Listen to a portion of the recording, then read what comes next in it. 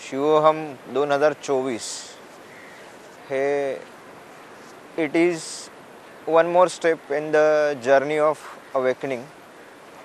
हा जो एक्सपिरियन्स या शिवोहममध्ये आला त्याच्यामध्ये खूप सारी क्लिअरिटी ॲड झाली की आपण जे करतोय ते का करतो.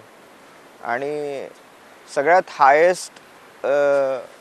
हायेस्ट अपडेट असा होता की हे सगळं बॅलन्स आउट कसं करायचं.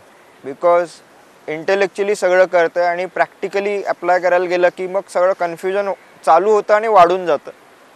मग प्रॅक्टिस बाजूला राहते आणि कन्फ्युजन सॉल्व करण्यातच वेळ जातो.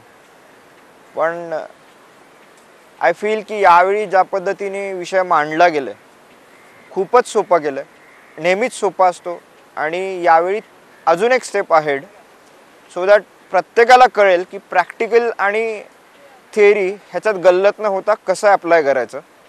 हे यावेळीचं माझं सगळ्यात महत्त्वाचा टेकअवे होता. काही अजून गोष्टी घडल्या ड्युरिंग द कोर्स की इथे जेव्हा येतो तेव्हा पुणे मुंबई दोन्ही ग्रुप असतो. काही लोक ऑनलाईनवाले पण फिजिकली प्रेझेंट होतात.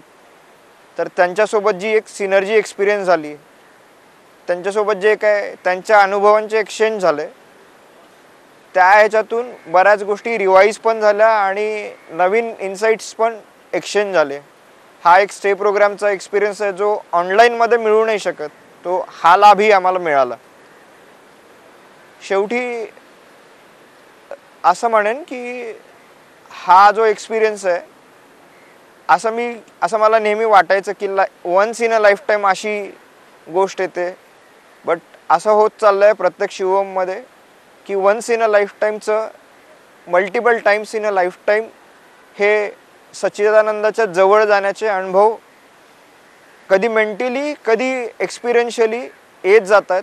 आणि ह्या जर्नीमधला एक इम्पॉर्टंट टेकअवे आहे जो मला सरांच्यामुळे आणि मिनलताईमुळे मिळतो आहे. याच्याबद्दल मी माझ्या वतीने सगळ्या ग्रुपच्या वतीने I feel truly grateful. Thank you very much. Love and gratitude.